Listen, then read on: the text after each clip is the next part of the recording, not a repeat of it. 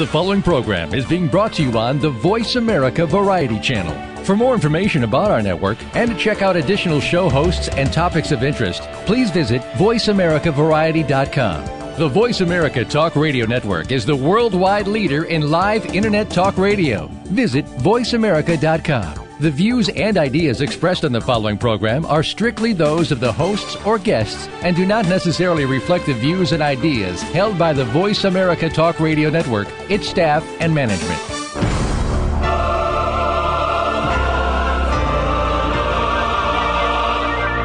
Welcome to Crime Prevention 101. We're so happy you joined us this week. Over the next hour, you'll learn the tips, tricks, and vital information that will help you keep yourself confident and safe. Now, here's your host, Susan Bartlestone. Welcome to Crime Prevention 101, the personal safety radio show with an optimistic perspective on a sober subject. I'm your host, Susan Bartlestone, and I'm so glad you've joined me today. What a show I've got for you. I can't even wait to hear it myself. Now, I've got two topics that interested me tremendously. I read about my first guest, Sharon Esatoya, in an article about the problems that Native American women face when they try to get justice. If they've been the victim of a rape or stalking or domestic violence crime, if they live on a reservation. And this is just something I really didn't know about. And, and as I was doing my research on this, I found a report, 2007 report by Amnesty International. And they said that because of jurisdictional conflicts, lack of access to trained medical personnel who can actually collect admissible evidence, forensic evidence admissible in a court, lackadaisical response by local law enforcement, and deficiencies in state and federal law, it allows perpetrators to rape Native American women with impunity. This is just amazing to me. This is a topic most people, don't know much about, and I thought I'd like to throw a little light on it. And then in my second segment, something that everybody associates the Avon Corporation with its dedicated support of breast cancer research. The Avon Walk for Breast Cancer, every year it's raised millions. But I don't think that everyone is familiar with Avon's efforts on behalf of domestic violence and empowerment for women and for girls.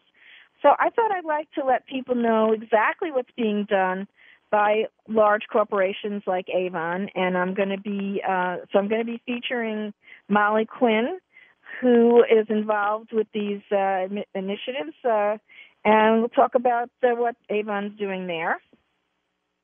And I'm going to be ending the show with another installment of Let's Catch a Criminal, Crime Prevention 101's version of the America's Most Wanted TV show.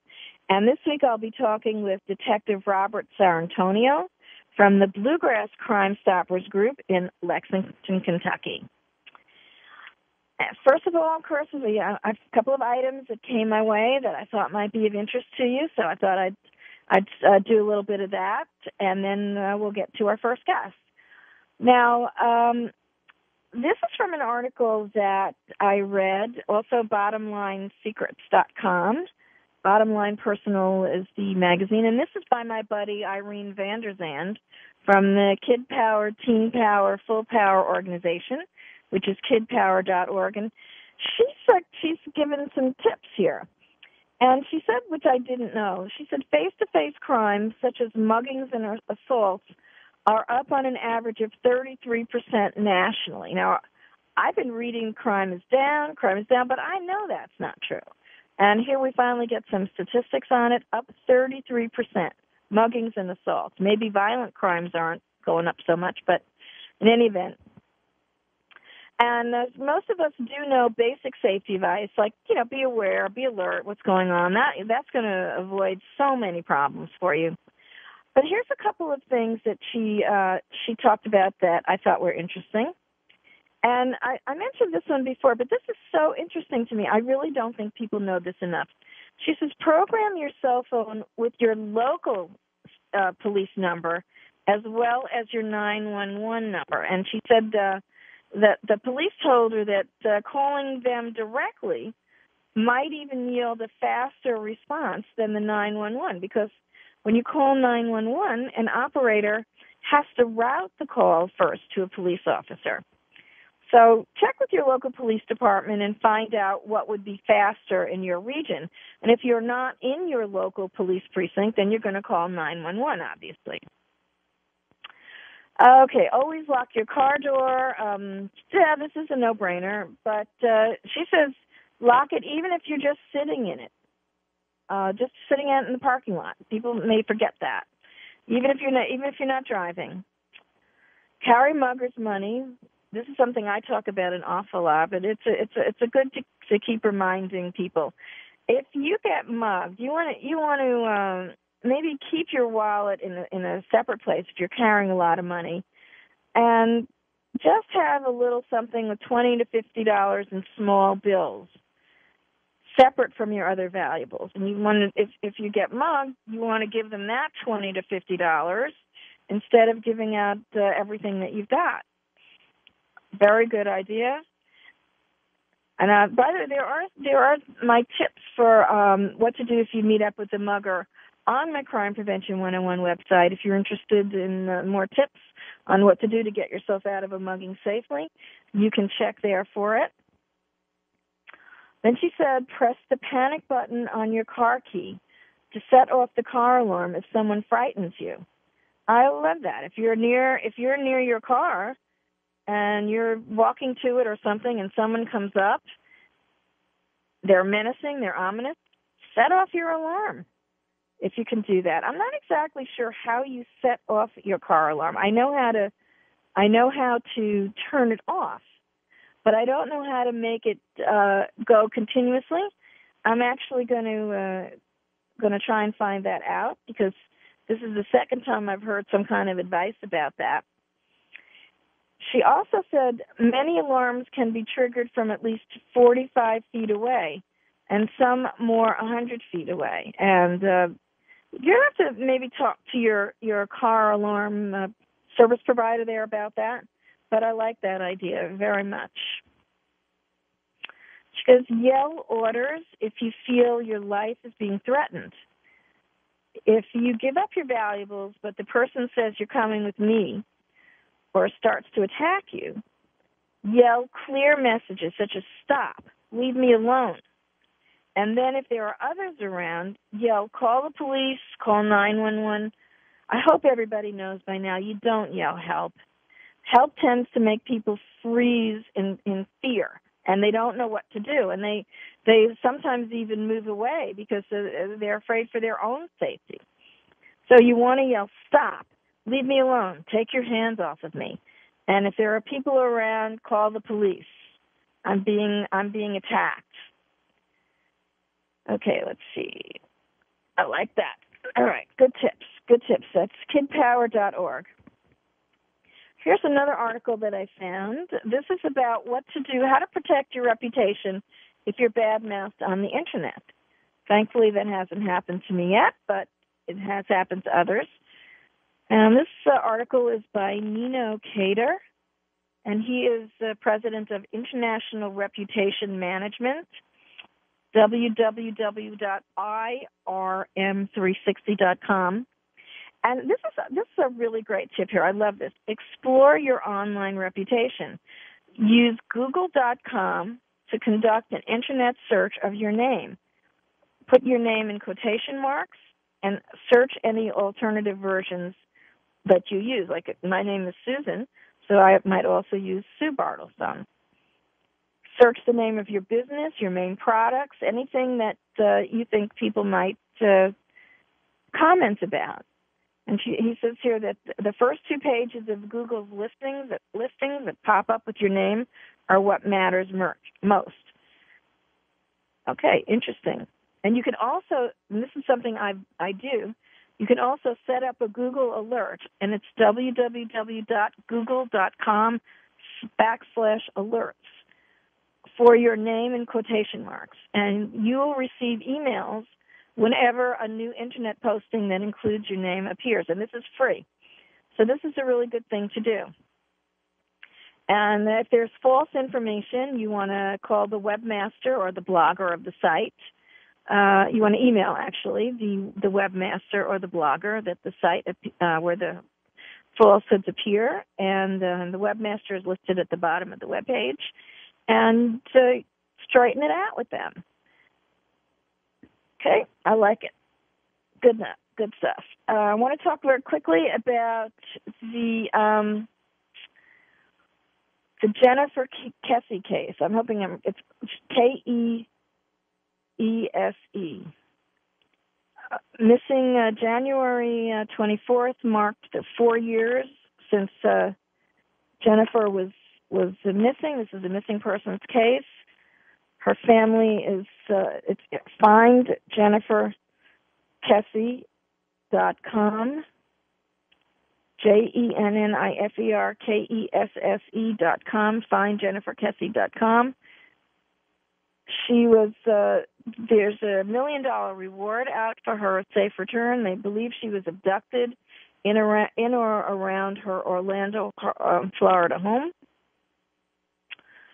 And they're offering this reward up through February 24th. And they think that she might have been abducted, and they don't, they're hoping that she's still alive. They've got a tip line there, 407-722-2162. $1 million reward. 4 years. I'm hoping they can find her. And there's another missing persons case, and I got this off of my buddy Tricia Griffith's web forum. Susan Powell, help find Susan Powell. 28-year-old mother of two, was reported missing December 7th after she failed to show up for work. She was last seen a day earlier. Her husband, Josh Powell, said he went camping with the couple's two sons, 2 and 4, on December 7th, returned that evening, and she was missing. And there's a big article on it. I'm going to put a link to this article. This is an MSNBC article. I'm going to put it on my Voice America homepage. I'll put it on my Crime Prevention 101 website. We're getting I want to get my guest on. So you know what? Let's do. I need you to stay tuned because when we come back, I'm going to be welcoming Sharon Esatayer, who is from the Native American Women's Health Education Resource Center. Don't go away.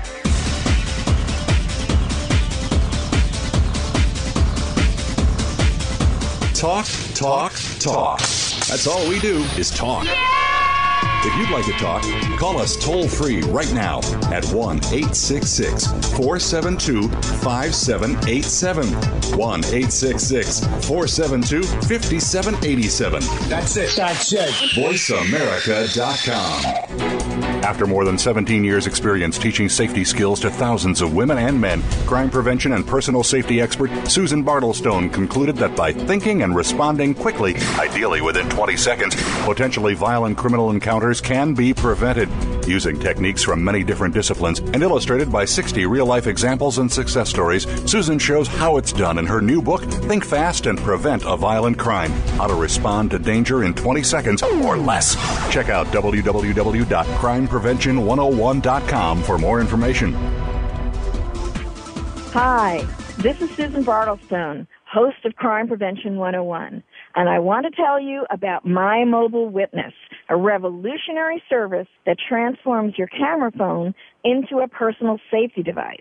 My Mobile Witness believes safety is improved when you remove anonymity from dangerous scenarios. If you're in a stalking situation, for example, if you have an order of protection against someone, or if your profession places you in situations that are potentially dangerous, I want you to check out My Mobile Witness.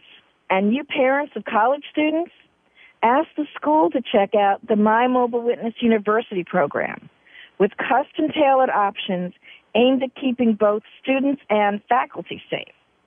Every campus could benefit from the My Mobile Witness University service. For more information, go to mymobilewitness.com.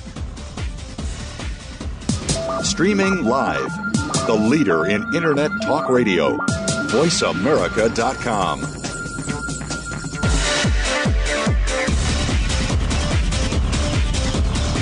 You're listening to Crime Prevention 101 with Susan Bartlestone.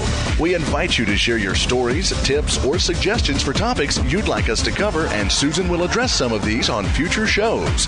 Send your story or idea to solutions@fightsafe.com. That email address again is solutions@fightsafe.com. Now back to Crime Prevention 101 with Susan Bartlestone. Hello, we're back. And I just want to remind you that if you know someone who should be listening to this show who might not be, why not send out a text message about us? Start tweeting if you're on Twitter. Anything. I want them to join us. And don't forget, you can follow me on Twitter and Facebook, too, and I'd love you to be my friend. I'm going to introduce you now to Sharon Esatoyer. I hope I'm pronouncing that right. She is a... Good. Sharon is a proud Comanche Indian woman, and she has been a Native American women's health advocate and activist for more than 22 years. She's the founder and executive director of the Native American Women's Health Education Resource Center, which is located on the Yankton Sioux Reservation in South Dakota. She's received numerous awards for her work on behalf of Native American women, including being appointed by President Clinton to serve on the National Advisory Council for Health and Human Services. That's quite an honor. Sharon, welcome to Crime Prevention 101. Thank you very much. It's such a pleasure. This topic we're going to talk about is one that I know a lot of my listeners don't know much about, and I really want to shed some light on it. Now, Sharon, in 2007, Amnesty International published a report that stated Native American women are 2.5 times more likely to be raped or sexually assaulted than women from other ethnic groups, and 86% of the sexual assaults of Native American women are by non-Indian men. Do you agree with this statement? Is this true? Very much so. There are some very special problems when a crime like a sexual assault or domestic violence occurs on an Indian reservation, and that's what I really want to talk about with you. First of all, whose jurisdiction does it fall under when there is a crime committed, a felony? Well, if it's on the reservation, it's federal. It's federal jurisdiction, meaning depending on who the perpetrator is. If the perpetrator is a tribal member, then it falls under the tribe. Unless it's the top 10 crimes, and rape, sexual assault fit under that category, the FBI can come and do the investigation. They're supposed to do the investigation, actually, and then move it into federal court, because tribal courts can only give a sentence up to 1 year. So a rapist definitely deserves more than a 1-year sentence. And domestic violence would also fall under that. Well, no, domestic violence, is usually handled under tribal court. Again, if the perpetrator is Indian. Okay, now if the perpetrator is not, in either case, then we have quite a situation. The Oliphant case, which is a case basically that the Supreme Court's handed down and said that the tribes do not have the authority to prosecute non-native, non-tribal members.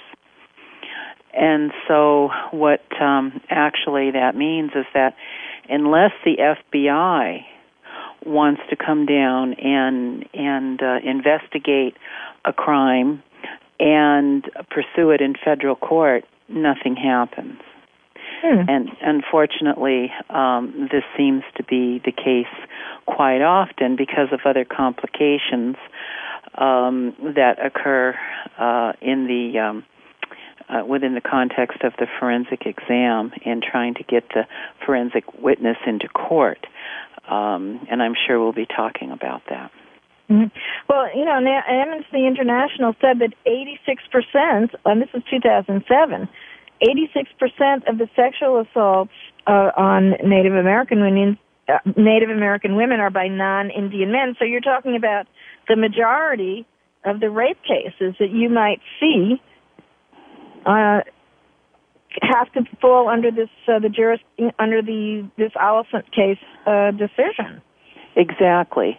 And again, it's left up to the discretion of the FBI as to whether or not they're going to come down and investigate it, and two, whether they're going to try and move it into federal court. Now, this isn't, I'm not going to blame the FBI for not coming down as often as they should come down. There's another complicated issue that's involved here, and that's within the Indian Health Service.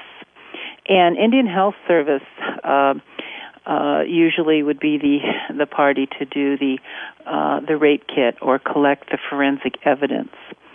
And it's pretty important for a prosecutor to have the forensic witness or the individual that performed the rape kit testify in court. It's very difficult to get a conviction on a rape case if the person, the forensic witness, isn't in court to talk about the process in which the evidence was collected. Sure. So the Indian Health Service has a policy that actually can protect its employee from having to testify in court.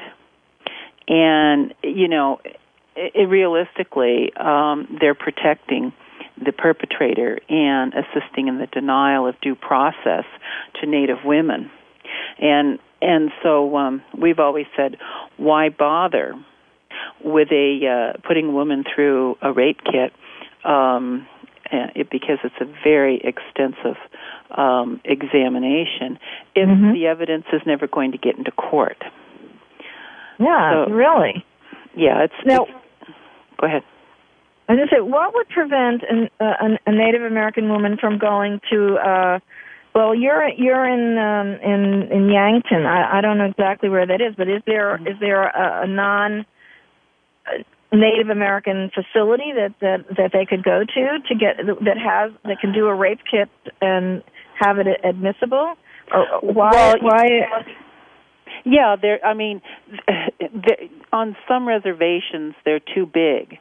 They would take them, to the nearest hospital, and that would be the Indian Health Service hospital. I see. Or, some communities, like in the Alaskan Native communities, there's no first aid station, there's no health clinic, no emergency room, and the plane comes in, once a week to fly people out. So there's also a whole other set of problems there, but for the most of it, women will go to the Indian Health Service within our communities. Some can go to other hospitals off the reservations, but we're talking about some of them being 80 miles away and farther. Mm-hmm. And so that's, after you've been traumatized like that, that's an additional, distance. And then who's going to take you? Mm-hmm. Is law enforcement? No. Is the Indian Health Service? No, because they have their own staff. So it's a very, very complicated situation, and not always that cut and dry. But basically what we're saying is that if you go to a local Indian Health Service emergency room after a sexual assault, and they do a rape kit and they examine you and collect the forensic evidence, the chances are is that you will the person that the healthcare provider that did the rape kit or the collected the forensic evidence is not going to be able to testify in court. Which is a double whammy. If they actually get to where they can get some services, they can't be used. This is untenable. Right, and this is for your listeners that want to look this up. This is 45 CFR Part 2, and they can look it up, and it reads very, very clear that no employee or former employee may provide testimony or produce documents in any proceedings to which this part applies concerning information acquired in the course of performing official duties or because of their person's official relationship with the department unless authorized by the agency's head. So basically, they can turn down a subpoena. All right, very quickly, we have about 2 minutes. What needs to be done to change things? What can we do? This can't continue this way. Well, there's a couple things. Indian Health Service has to modify its witness approval process. So forensic evidence can get into court and be certified by the person that did the rape kit. Then we have to do away with the Oliphant case. Congress left it open, the Supreme Court left it open so that Congress could do away with it. It's extremely political, but it has to be overturned, and the only way is through an act of Congress. And that will reinstore tribes' rights to jurisdiction over crimes that occur within our reservation land bases. All right, Sharon. Well, let's see if we can get some help out there for you. If you want to, Sharon's the website for the Native American Women's Health Education Resource Center is www.nativeshop.org. You can contact Sharon there if you have any ideas about how to contact the federal government on this or help out. I know, Sharon, you're activisting it for it. I know you are. So let me know if there's anything that I can do through Crime Prevention 101 to help you out. And sure. I thank you so much for talking with me. We may have to have you back. This wasn't enough time. No, it wasn't. I want to explore this a little more. Well, have your listeners call their congressional representatives and tell them to overturn the Oliphant case and to provide equal protection under the law for Native women. Let's you and I craft something. I'm going to put it on my Voice America homepage so people can take action. I'll put it on my crimeprevention101.com blog. Let's see what we can do to help each other out. Thank you so much for being with me today. When we come back, you're going to find out some of the things that the Avon Corporation is doing in the cause of women's and girls' empowerment and to stop domestic violence. Stay tuned.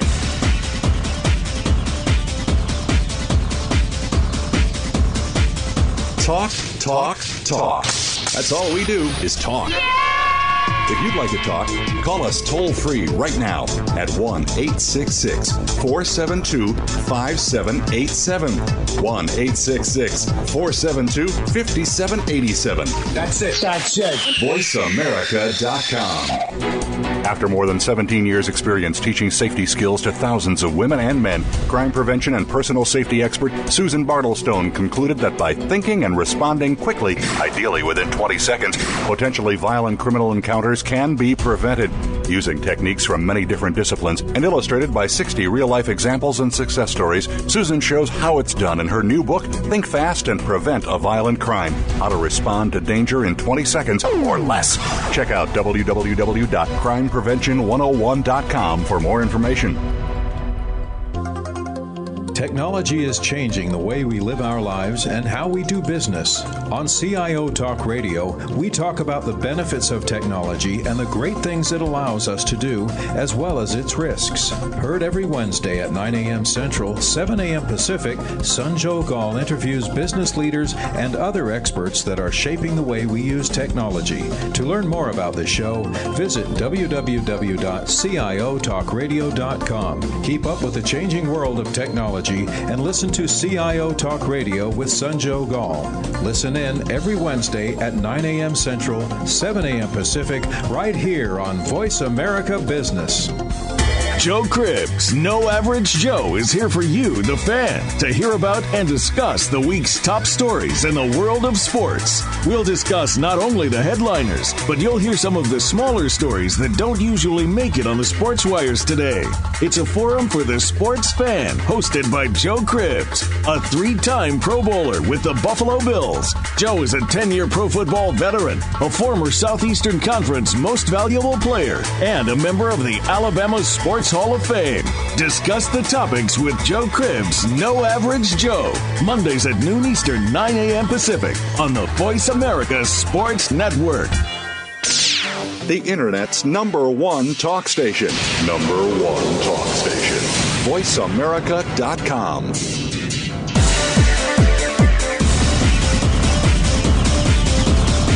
You're listening to Crime Prevention 101 with Susan Bartlestone.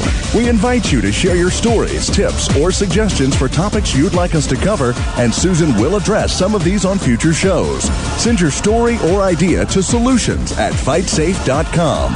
That email address again is solutions@fightsafe.com. Now, back to Crime Prevention 101 with Susan Bartlestone.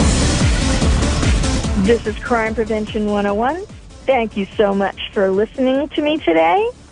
Now, my next guest is Mary Quinn, who is the Senior Manager of Operations for the Avon Foundation for Women, and she's also the Secretary of the Foundation's board.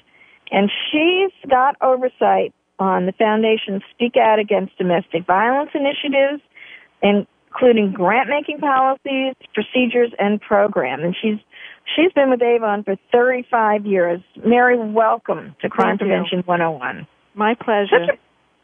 It's such a pleasure having you with me today. Now, everybody associates Avon with its support for breast cancer research, and they've done amazing things, but they've also done, their support for domestic violence and women's empowerment has been tremendous also.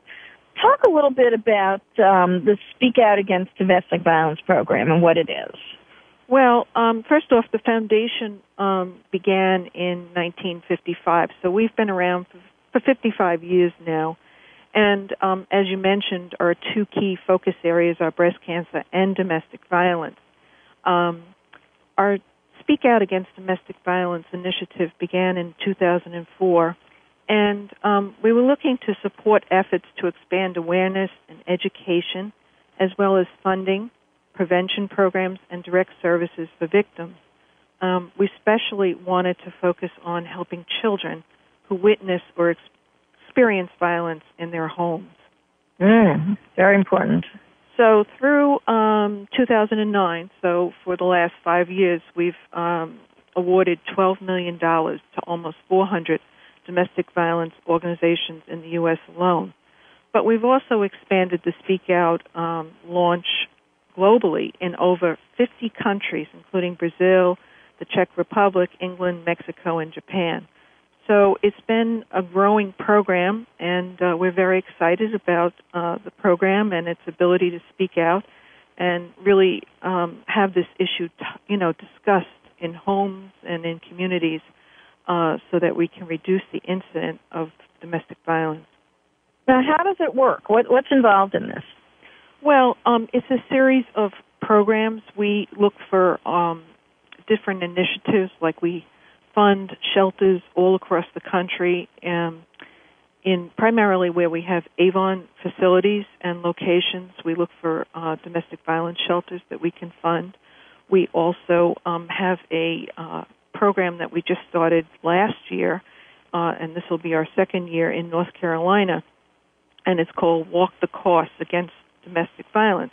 And what that is the foundation has aligned with the PGA Tour Wives Association and the Quail Hollow Championship, and families will be able to walk the course and raise funds and awareness of domestic violence programs in North Carolina. Are they walking or are they playing? They're walking. They're actually walking the PGA course. They're not, the players will come on right after that. But it gives the families an opportunity to be educated about this, educate people about the issue and working towards a goal of eradicating domestic violence. So this is going to take place when? It's going to take place on April 27th, 2010. Walk the Course Against Domestic Violence, and it'll be held in Charlotte, North Carolina.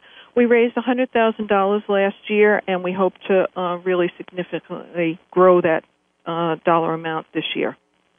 And if anybody's down there in South Carolina and they want to walk with you, how can they get in touch with you on this? Well, you can always go to our website, www.avonfoundation.org. Okay.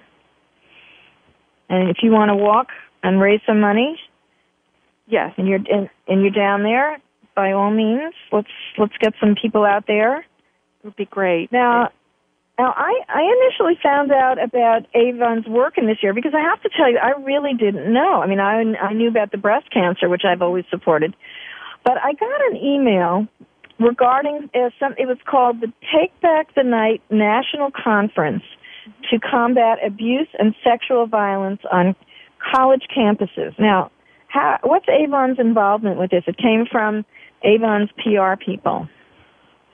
The Avon Foundation hosted a conference in November of last year, and the purpose of which was to invite college representatives to come together to talk about Take Back the Night activities on their campuses.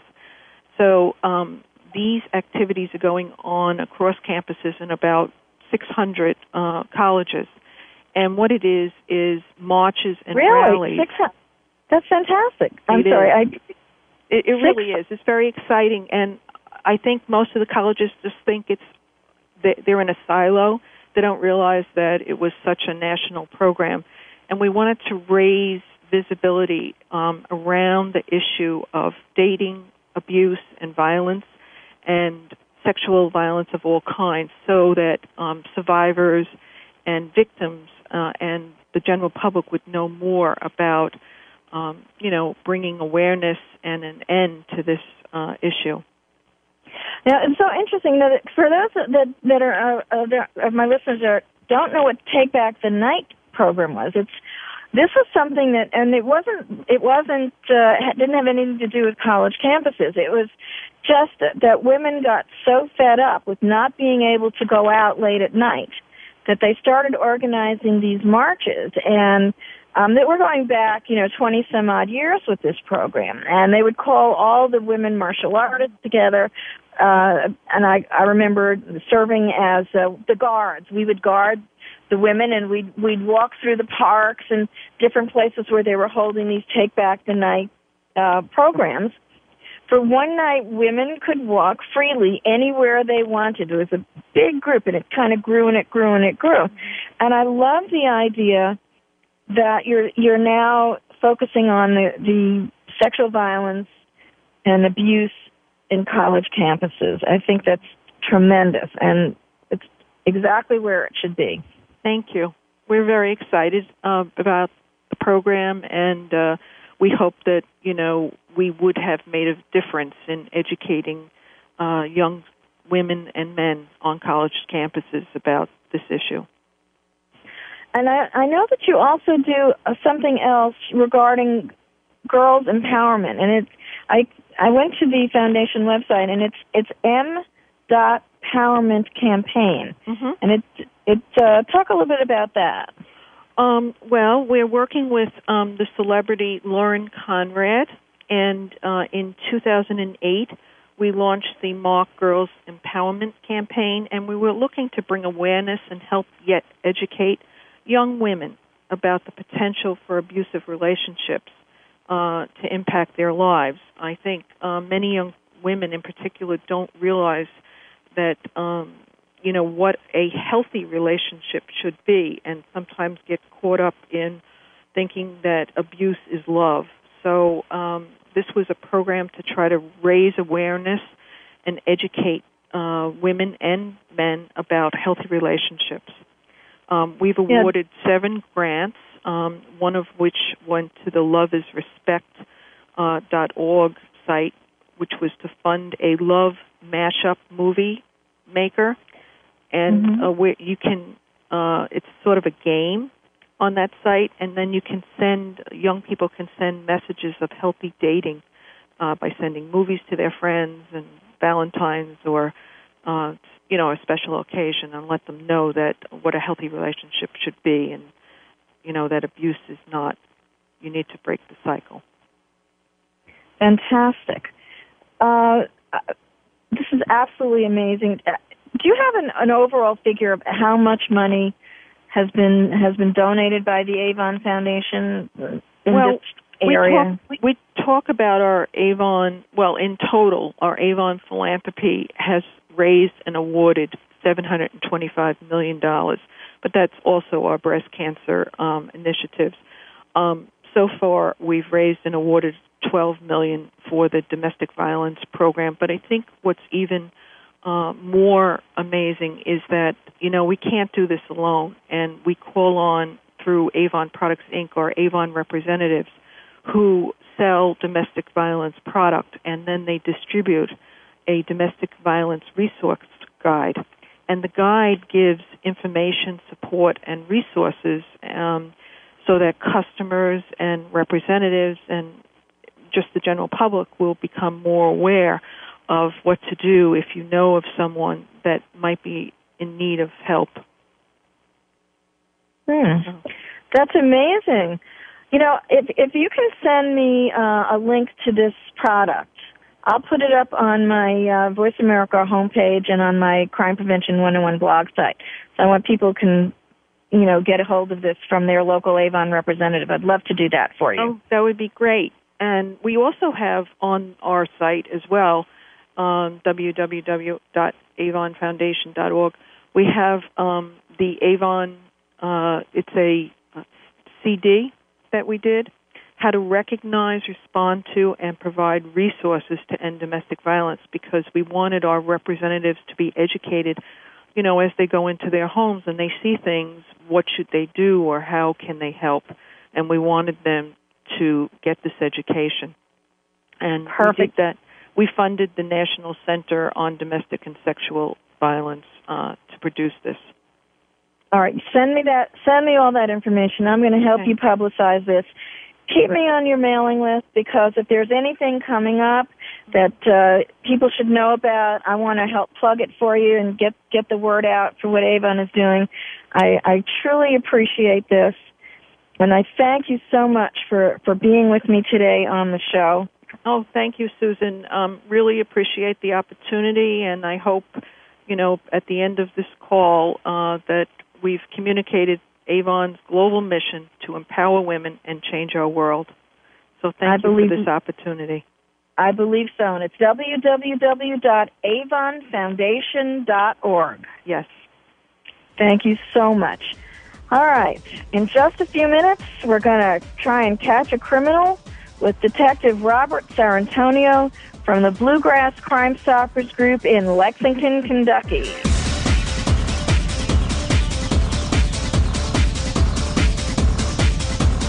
News, opinion, passion.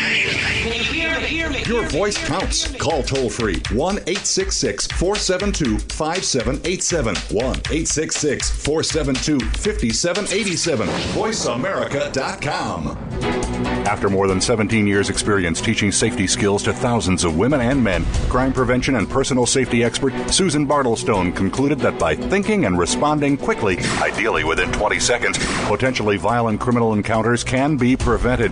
Using techniques from many different disciplines and illustrated by 60 real-life examples and success stories, Susan shows how it's done in her new book, Think Fast and Prevent a Violent Crime: How to Respond to Danger in 20 Seconds or Less. Check out www.crimeprevention101.com for more information. Hi, this is Susan Bartlestone, host of Crime Prevention 101, and I want to tell you about My Mobile Witness, a revolutionary service that transforms your camera phone into a personal safety device. My Mobile Witness believes safety is improved when you remove anonymity from dangerous scenarios.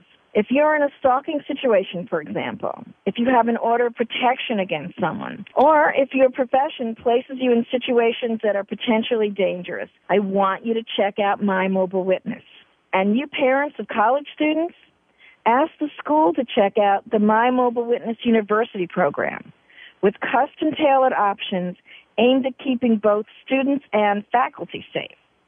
Every campus could benefit from the My Mobile Witness University service. For more information, go to mymobilewitness.com. Stimulating talk. It gets those synapses in the brain firing really fast. All the time. The #1 Internet talk station where your opinion counts. VoiceAmerica.com.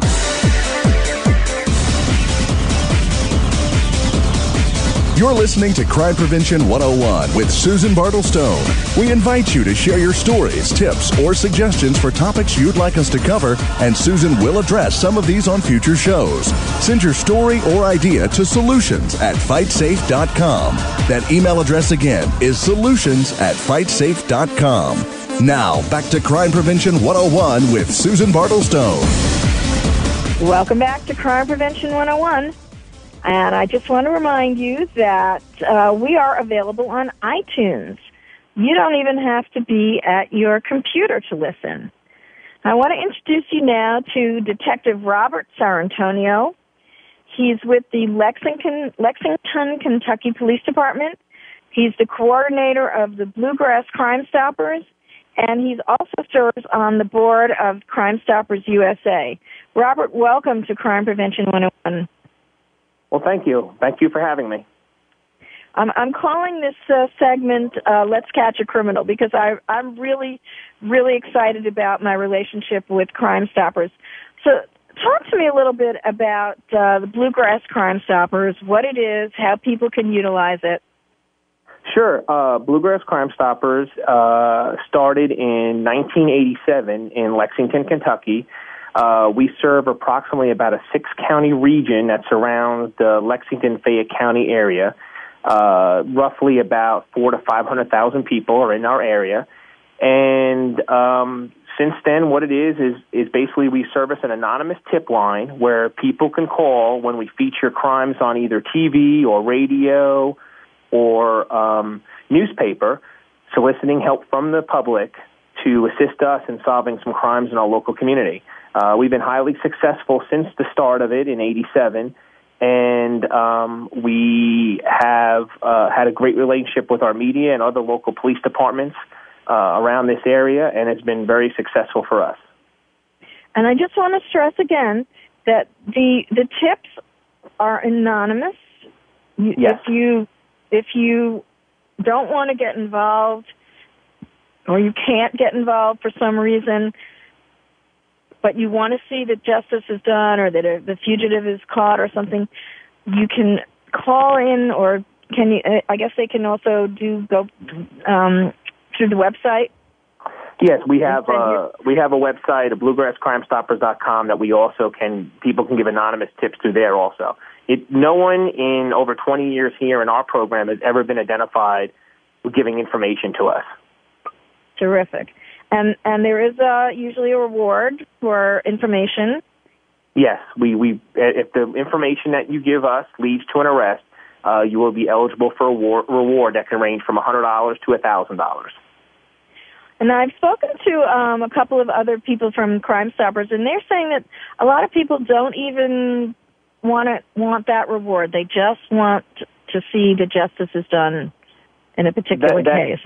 That does happen often. A lot of people, when I explain to them that to contact me back in a certain amount of time so I can give them an update and stuff and let them know if they're eligible for a reward, a lot of people just tell me, you know what, detective, I just want you to know that this is going on, that this person, committed this crime. And on another note, usually about 20 to 25% of our rewards go unclaimed. So even when it's set up for a person to receive a reward, a lot of times they just don't follow up for one reason or another, and they're just never claimed. So that helps put the money back in the coffers for us to pay out rewards in the future. I love it. It's just, we get so cynical sometimes that people are only out for money and whatever, and it's just proof that it's not true. No, it's not. Now, does Bluegrass Crime Stoppers have any special programs or initiatives that they do? We do. We just recently released, it's been done, we're about the 10th program/state to actually implement it. Similar to what a lot of people are familiar with what the U.S. government did in Iraq to look for terrorists. They had those deck of cards. Everyone's seen it. They had different, of course, like Saddam Hussein was like the ace of spades. And law enforcement and Crime Stoppers throughout the country took that and used it locally. And what we've done is we've produced our first edition in Kentucky where we have unsolved homicides on decks of cards because a lot of prisoners... go ahead. I did a show about this. I love this idea, the cold case playing cards.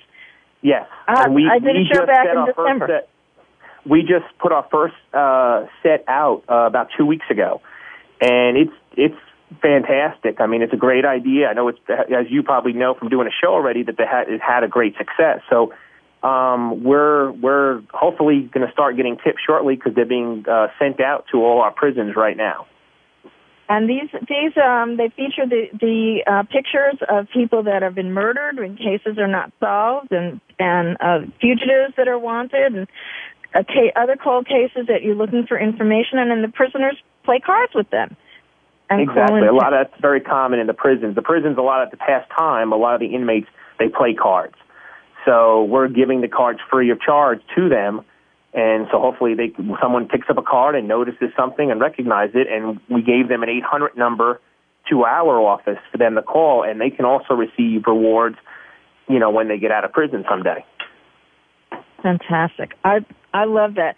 So that was such a great show. That was the show that actually made me want to do more work with Crime Stoppers because that's what I'm about. I want to catch these bad guys. Yes, and so do we. Now, in that vein, what case do you need information about that we can help you with today? One of the, of course, anything with children usually, is heavy on people's hearts, and especially even with the police. We have a case in our deck. It's actually in the 7 of diamonds. It's a Lydia Perkins, and Lydia was 14 years old back on October 26th of 1997 here in Lexington, Kentucky, and she left her boyfriend's house and started to walk home in the area of Rugby Circle, which is in a suburb here of Lexington, Kentucky, and she was never seen back at her house. And since the date she's been missing, no one's ever seen her, or she has never been located. Either tragically, a body's never been located, nor has she been seen anywhere. And this is back when? On October 26th of 1997. That date, she was walking home that evening from her boyfriend's house, and that was the last she was ever seen. All right, and her name again was Lydia? Lydia, Lydia, Perkins, Perkins. Okay, now if anyone in the Lexington, Kentucky area, or that general area, has any information about this, give out the number of the tip line. Sure. Our 800 tip line is 1-877-970-2020. That's 1-877-970-2020. And if someone wants to see a picture of her, can they do it from your website, bluegrasscrimestoppers.com?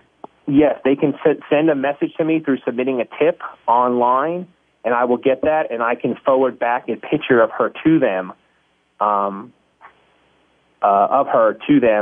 through the website, and it keeps them anonymous too. So we don't identify who they are.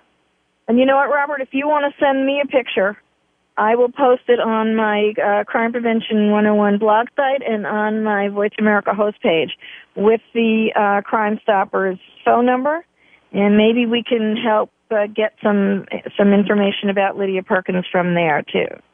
Excellent. That would be fantastic. I will send that to you. Terrific. Very good. All right, we're kind of winding down. I want to talk a little bit. You sit on the board of Crime Stoppers USA. Talk a little bit, if someone wants to start a Crime Stoppers group in their own area, they would have to go through Crime Stoppers USA, correct?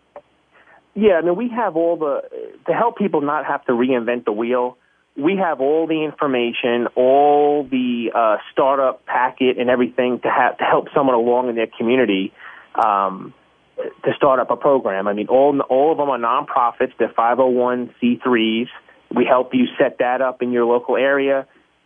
We give you the tools that are used to set it up, the cooperation between the community and the police department. And we have many people throughout the country that can give you assistance in helping you how they started up, and some of the roadblocks they had could also, that you don't have to face. And if you do have to face, we have a way that you can solve it. And I think it's important to say you don't have to be in law enforcement or with the police in order to start a Crime Stoppers group, correct?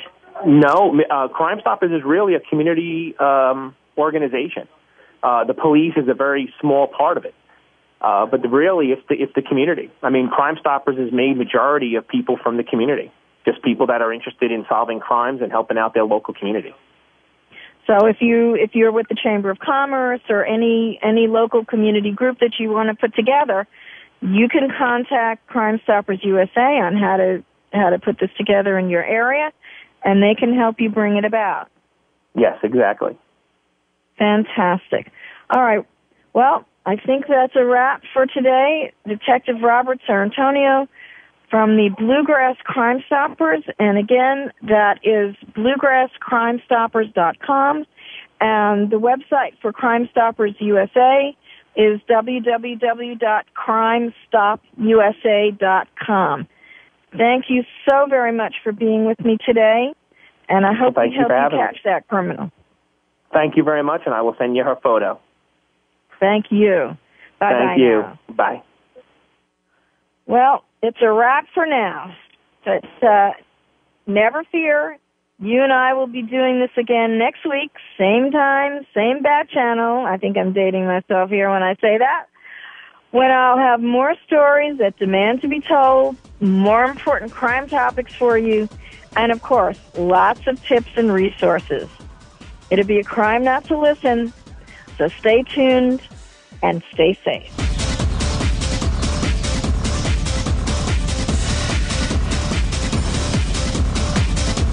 We hope you got some useful information and inspiration this week on Crime Prevention 101. Susan Bartlestone invites you to join us again next Thursday at 5 p.m. Pacific at 8 p.m. Eastern Time here on Voice America.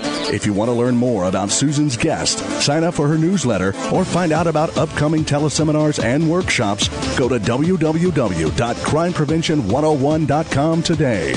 Have a great week and a safe week.